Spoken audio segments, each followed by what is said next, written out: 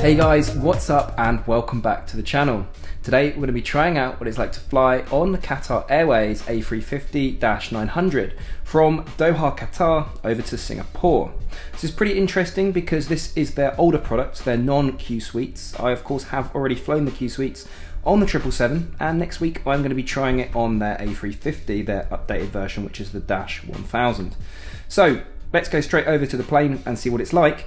Of course guys, if you haven't already, do make sure you smash that subscribe button so you don't miss out on any future content on the channel. With that said, let's head straight over to the plane and go and experience what it's like to fly on that A350.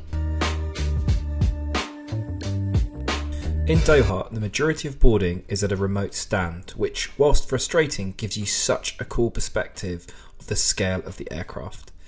Arriving on board, you're greeted by this stunning reception area. The attention to detail is incredible, and I'm also a big fan of the mood lighting.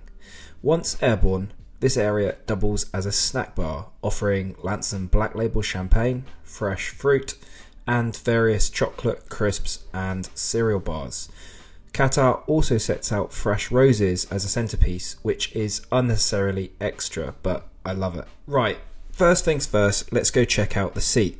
You'll notice the cabin feels huge, and that's partly due to the A350 being a pretty wide aircraft, but it's also due to the lack of overhead bins in the centre of the cabin, giving you this huge feeling of space.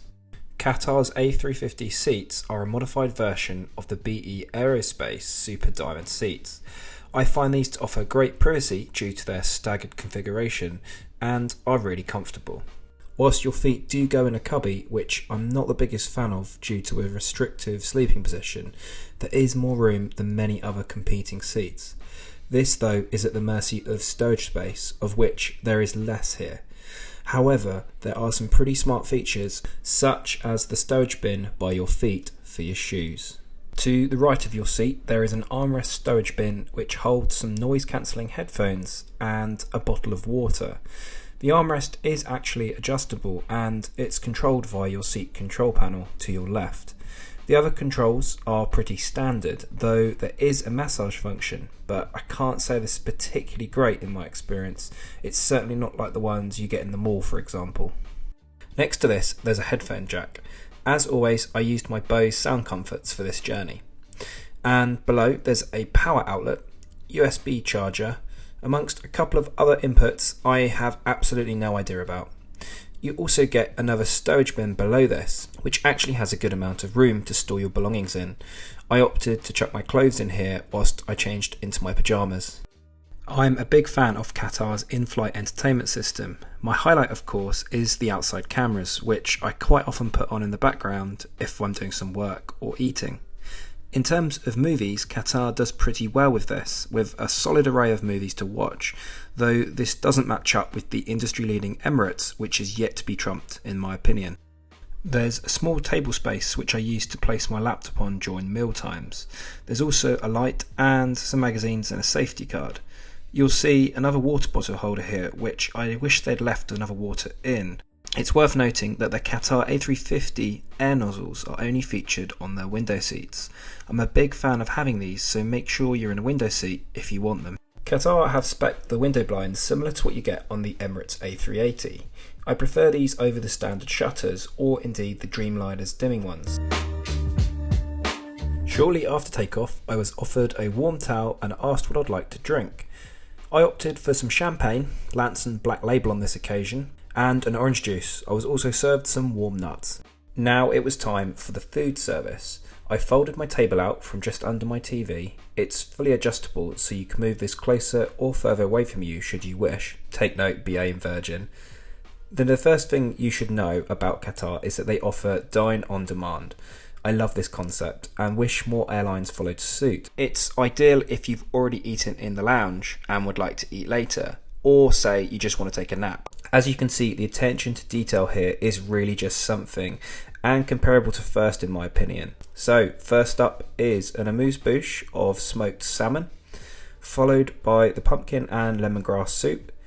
I chose the beef tenderloin today for my main, which tasted fantastic. Next was the cheese plate. I hope you're keeping up.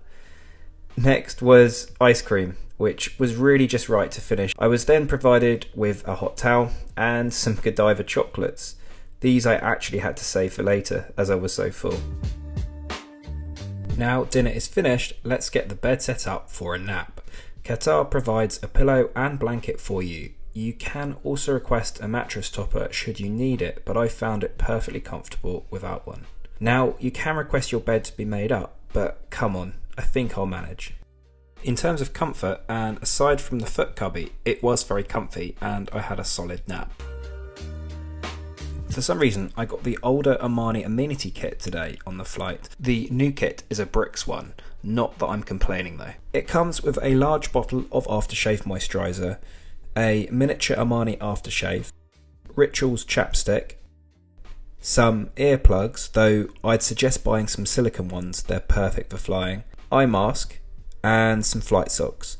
All in all, I'd say a half decent amenity kit.